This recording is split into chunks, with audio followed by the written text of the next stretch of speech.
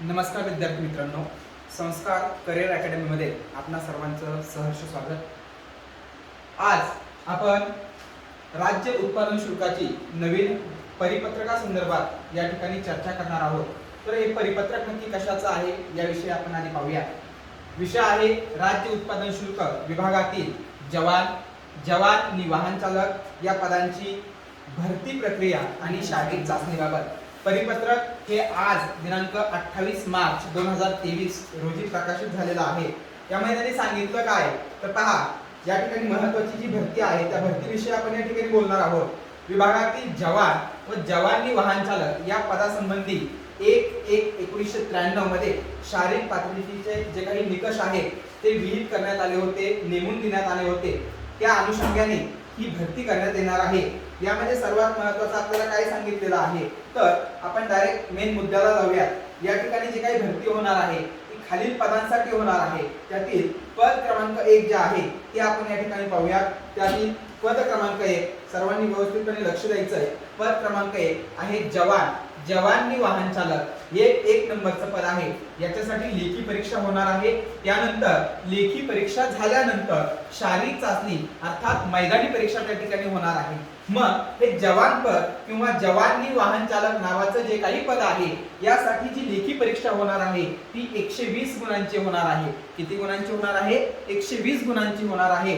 आणि त्यानंतर त्यामध्ये पात्र झाल्यावर 80 गुणांची शारीरिक चाचणी होणार आहे। असा एकूण 200 मार्क्सची तो पेपर होणार आहे आणि 200 मार्क्स पैकी आपलं मेरिट त्या ठिकाणी लागणार आहे। 2 नंबरचं पद काय आहे तर फक्त जवान आणि वाहन चालक या पदाकरता। कशासाठी? फक्त वाहन चालक पदाकरता। तर त्याच्यासाठी त्यांनी परीक्षेमध्ये काय सांगितलंय तर परीक्षेमध्ये त्यांची लेखी परीक्षा तर होणारच आहे। त्या व्यतिरिक्त हलके मोटार वाहन चालवणे आणि जड मोटार वाहन चालवणे यांच्या सुद्धा त्या ठिकाणी तुमच्या टेस्ट घेतल्या जाणार आहेत आणि त्यानंतर त्या चाचण्या दिल्यानंतर तुमची या पदासाठी निवड होणार आहे। पुढचं पद काय आहे तर चपराशी नावाचं पद आहे। पुढचं पद काय आहे तर चपराशी नावाचं पद आहे। याच्यामध्ये फक्त आपली लेखी परीक्षा होणार आहे आणि लेखी परीक्षा ही 200 गुणांची होणार आहे। लेखी परीक्षा 200 गुणांची होणार आहे। राज्य उत्पादन शुल्कामध्ये ही जी काही परीक्षा होणार आहे या परीक्षेला 25% म्हणजेच 1/4 या पद्धतीमध्ये निगेटिव्ह मार्किंग होणार आहे। तुमचे चुकीच्या प्रश्नाचे मार्क या ठिकाणी कमी होणार आहे। चुकीच्या प्रश्नाचे मार्क्स कमी होणार आहेत। म्हणजे एक प्रश्न जर तुमचा चुकला तर 0.25 मार्क्स या ठिकाणी तुमचे कमी होणार आहेत। अर्थात तुमचे जे काही गुण होतील ते पॉइंट्स मध्ये सुद्धा राहू शकतात। त्यानुसार ही भरती प्रक्रिया या ठिकाणी राबवली जाणार आहे। या भरती प्रक्रियेविषयी अजून महत्त्वाचे कोणते घटक आहेत तर या ठिकाणी आपण पाहूयात। यामध्ये सर्वात महत्त्वाचे जे काही घटक सांगितलेला आहे तो सर्वात महत्त्वाचा घटक या ठिकाणी पहिल्यांदा नमूद केलाय तो म्हणजे नकारात्मक गुणदान। म्हणजे तुमचे जे काही प्रत्येक चुकीच्या उत्तराकरता 25% म्हणजे 1/4 एवढे गुण आपल्याला मिळणाऱ्या गुणांमधून वजा करण्यात येतील, अर्थात कमी करण्यात येतील। यानंतर जर एकापेक्षा जास्त उत्तरं आपण एखाद्या प्रश्नाची दिली असतील तर तो प्रश्न आपला चुकीचा आहे असं ग्राह्य धरलं जाईल आणि त्याचेही मार्क्स आपल्याला या ठिकाणी काय केले जातील वजा केले जातील। हा पेपर जो असेल तो ऑफलाईन फॉर्म मध्ये असणार आहे। तुम्हाला त्या ठिकाणी संपूर्ण वर्तुळ रंगवायचा आहे।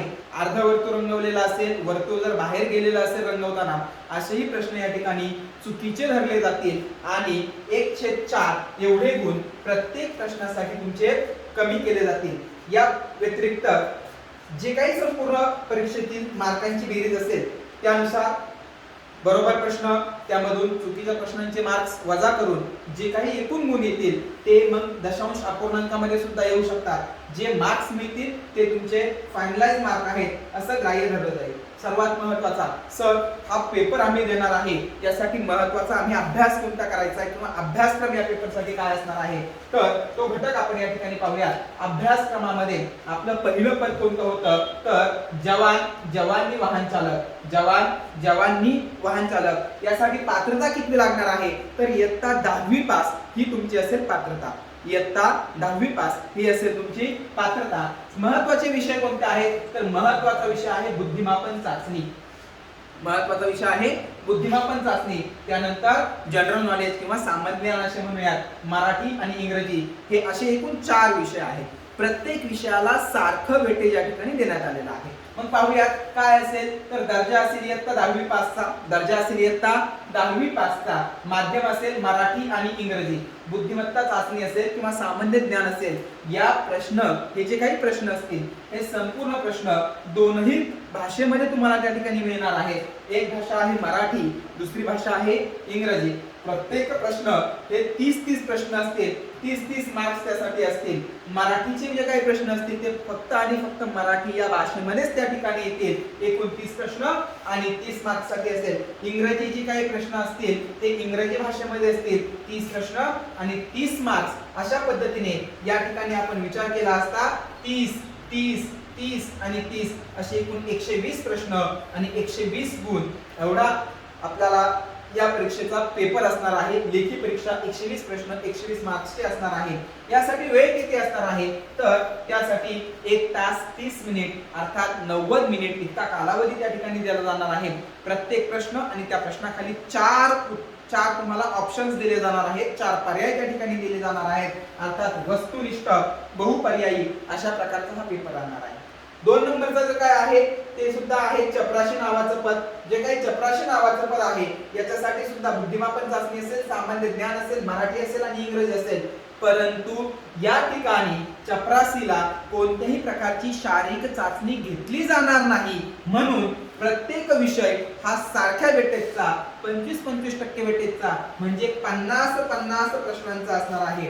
म्हणजे या ठिकाणी बुद्धिमापन चाचणीला 50 प्रश्न 50 गुण असणार आहे, सामान्य ज्ञान 50 प्रश्न आणि 50 गुण, मराठीला 50 प्रश्न 50 गुण आणि इंग्रजी या विषयाला 50 प्रश्न आणि 50 गुण असणार आहेत. एकंदरीत एकूण परीक्षा ही 200 प्रश्नांची आणि 200 गुणांची होणार आहे. आता या ठिकाणी चपराशीला एकूण किती कालावधी मिळेल तर पेपर देण्यासाठी आपल्याकडे 2 तास असतील आणि जी काही प्रश्नपत्रिका असेल ती सुद्धा वस्तुनिष्ठ बहुपर्यायी या प्रकारची या ठिकाणी आपल्याला प्रश्नपत्रिका पाहायला मिळेल. सर्वात महत्त्वाचं मग या विषयांमध्ये आम्हाला अभ्यासक्रम काय काय असणार आहे तर आपल्याकडे बुद्धिमापन चाचणी जी काय असेल त्या बुद्धिमापन चाचणीमध्ये आपल्याला उमेदवार लवकरात लवकर कमीत कमी वेळेमध्ये किती चांगला विचार करू शकतो, किती अचूक किंवा बरोबर विचार करू शकतो याचा विचार करून सदरचे प्रश्न विचारण्यात येतील. म्हणजे आपलं जे काही बुद्धिमत्ता चाचणी असेल त्या बुद्धिमत्ता चाचणीमध्ये सर्व घटक त्याच्यामध्ये येतात आणि गणितातील काही घटक त्याच्यामध्ये येतात. हे आलं बुद्धिमापन चाचणीमध्ये. सामान्य ज्ञानामध्ये महत्त्वाचं काय आहे तर महत्त्वाचं आहे आपल्या महाराष्ट्राचा भूगोल, भारताचा भूगोल, आधुनिक महाराष्ट्राचा इतिहास, आधुनिक भारताचा इतिहास या संदर्भामध्ये या ठिकाणी प्रश्न विचारले जातील. त्या संदर्भामध्ये आपल्याला नागरिकशास्त्र असेल, विज्ञान असेल, चालू घडामोडी असतील या सर्वांचा या अनुषंगाने सामान्य ज्ञानामध्ये या ठिकाणी समावेश केला जाईल. ते सर्व प्रश्न सामान्य ज्ञानामध्ये येतील. मराठीमध्ये काय असतील तर सर्वसामान्य जो काही शब्दसंग्रह असेल, वाक्यरचना असेल, मराठीमध्ये सर्व महत्त्वाचे व्याकरणाचे घटक असतील, म्हणी असतील, वाक्प्रचार असतील, त्यांच्या वाक्यामध्ये उपयोग असतील, इतर जे काही मराठीतील घटक असतील हे सर्व मराठीतील घटक या ठिकाणी येतील. इंग्रजीमध्ये सुद्धा तेच घटक येणार आहेत फक्त इंग्रजीमध्ये. अर्थात काय असेल ते व्होकॅब्युलरी असेल, स्टेटमेंट असेल, स्ट्रक्चर असेल, ग्रामर असेल, नंतर कॉम्प्रेशन्स असेल, पॅसेज असेल, हे सर्व घटक या ठिकाणी आपल्याला अभ्यासण्यासाठी येणार आहेत. आता यामध्ये काय सांगितलेलं आहे आम्ही लेखी परीक्षा दिल्यानंतर आम्ही शारीरिक क्षमतेसाठी, शारीरिक पात्रतेसाठी जी काही मैदानी चाचणी होणार आहे त्यासाठी पात्र कधी होऊ शकतो या संदर्भात त्यांनी महत्त्वाची एक आपल्याला अट टाकलेली आहे. ती अट आहे जो उमेदवार लेखी परीक्षेला 45% गुण मिळवेल तोच उमेदवार शारीरिक चाचणीसाठी पात्र ठरू शकेल. याचा अर्थ असा होतो की 120 मार्कांचा जर तुमचा पेपर असेल तर तुम्हाला या ठिकाणी 54 मार्क्स या ठिकाणी मिळायलाच हवेत. जो उमेदवार, जो परीक्षार्थी या पद्धतीमध्ये 54 मार्क्स किंवा 54 पेक्षा जास्त मार्क्स घेऊन या परीक्षेमध्ये यशस्वी होईल, उत्तीर्ण होईल, तो उमेदवार या ठिकाणी मैदानी चाचणीसाठी पात्र होऊ शकतो. मग तुम्ही म्हणता सर मला समजा या ठिकाणी 120 पैकी 60 मार्क्स मिळाले तर मग मी मैदानी चाचणीसाठी पात्र झालो का तर त्याचं उत्तर आहे की नाही. ते सर लगेच सांगता येत नाही. त्याचं महत्त्वाचं कारण आहे की एकूण जितके काही पद आहेत त्या पदांच्या एका पदासाठी 10 उमेदवार या पद्धतीमध्ये प्रवर्गनिहाय एकूण उमेदवारांना त्या ठिकाणी घेतलं जाईल. म्हणजे आम्हाला फक्त 54 मार्क्स मिळवायचे आहेत, 55 60 मार्क्स मिळवायचे आहेत आणि आम्ही मैदानी चाचणीसाठी पात्र होऊ असा समज विद्यार्थ्यांनी करून घ्यायचा नाहीये. आपल्याला जास्तीत जास्त मार्क्स या 120 मार्क्स पैकी मिळवायचे आहेत. जितके जास्त मार्क्स तुम्ही मिळवताल तितक्या मार्क्सच्या नुसार तुम्हाला त्या ठिकाणी ग्राउंडला बोलवलं जाणार आहे. 1 10 इतकेच उमेदवार या ठिकाणी ग्राउंडसाठी पात्र होणार आहेत. हे सर्वांनी महत्त्वाचं म्हणजे लक्षात ठेवायचं आहे. आणि त्यानंतर या 10 जणांचं जे काही ग्राउंड होईल त्यापैकी ग्राउंडला मिळालेले 80 पैकीचे जे काही गुण असतील ते गुण आणि या लेखी परीक्षेमधील 120 पैकीचे जे काही गुण असतील अशा दोनही गुणांची त्या ठिकाणी तुमची बेरीज केली जाणार आहे. बेरीज केल्यानंतर जो काही फायनल तुमचा स्कोअर असेल, एकूण जे काही मार्क्स असतील त्यानुसार तुमची रँकिंग ठरेल आणि त्यानुसार तुम्हाला या ठिकाणी परीक्षेसाठी उत्तीर्ण किंवा सिलेक्ट किंवा रिजेक्शन हे जे काय असेल या ठिकाणी सांगितलं जाईल. आता ही जी काही महत्त्वाची भरती आहे याच्यासाठी काही शारीरिक पात्रता सुद्धा आवश्यक आहे. याच्यामध्ये पुरुष उमेदवारांसाठी कमीत कमी उमेदवार किती उंचीचा असावा, तर त्याची उंची 165 सेंटीमीटर असावी. पुरुष उमेदवाराची उंची 165 सेंटीमीटर असावी. त्याची छाती न फुगवता 79 सेंटीमीटर आणि फुगून त्याच्यामध्ये कमीत कमी 5 सेंटीमीटर वाढ व्हायला हवी. म्हणजे कमीत कमी 84 सेंटीमीटर असणं या ठिकाणी आवश्यक आहे. आणि पुरुष उमेदवारांसाठी कोणत्याही प्रकारचं वजनाची अट त्यांनी दिलेली नाहीये. याच पद्धतीमध्ये जर महिला उमेदवार असेल तर काय, तर महिला उमेदवारांची उंची 160 सेंटीमीटर असणं आवश्यक आहे. महिला उमेदवारांचं वजन 50 किलो असणं आवश्यक आहे. लक्षात ठेवा, महिला उमेदवारांची उंची 160 सेंटीमीटर असणं आवश्यक आहे आणि महिला उमेदवारांचं वजन 50 किलोग्राम या ठिकाणी असणं आवश्यक आहे. आता या ठिकाणी मग जे काही आमची मैदानी चाचणी होणार आहे त्या मैदानी चाचणीमध्ये गुण विभाजन कसं केलं जाणार आहे, तर मैदानी चाचणीमध्ये सर्वात महत्त्वाचं आपण पुरुषांचं आधी पाहूया. पुरुषांना 1.5 किलोमीटर धावायचं आहे 30 गुणांसाठी, 100 मीटर धावायचं आहे 30 गुणांसाठी आणि गोळाफेक आहे 20 गुणांसाठी. असे एकूण 80 गुणांची जी काही परीक्षा होणार आहे ती पुरुष उमेदवारांची होणार आहे. महिला उमेदवारांमध्ये काय होणार आहे, तर महिला उमेदवारांमध्ये 1 किलोमीटर धावण्यासाठी 30 गुण आहेत, 100 मीटर धावण्यासाठी सुद्धा 30 गुण आहेत आणि गोळा फेकण्यासाठी सुद्धा 20 गुण आहेत. अशी एकूण महिला उमेदवारांची सुद्धा 80 मार्क्सची जी काही मैदानी चाचणी असेल ती या ठिकाणी मैदानी चाचणी घेतली जाणार आहे. आता यांची जे काही गुण विभाजन असेल ते 1.5 किलोमीटर पुरुषांसाठी धावणं असेल, 1 किलोमीटर महिलांसाठी धावणं असेल. हे कसं आहे ते या ठिकाणी आपल्याला सविस्तरपणे सांगितलेलं आहे. 5 मिनिट 30 सेकंदाच्या पेक्षा कमी वेळामध्ये जर आपण हे 1.5 किलोमीटर अंतर धावू शकलो तर 30 पैकी 30 गुण मिळणार आहेत. त्यानंतर प्रत्येक जसा जसा वेळ वाढत जाईल तर तसे हे 2-2 3-3 मार्क्स कमी होत जातील. हे तुम्ही यानंतर सविस्तरपणे PDF मधून पाहून घ्या. 100 मार्क्ससाठी 100 मीटर धावणं असेल, 1.5 किलोमीटर धावणं असेल किंवा गोळाफेक असेल, ही सर्व माहिती आपल्याला या ठिकाणी सविस्तरपणे दिलेली आहे.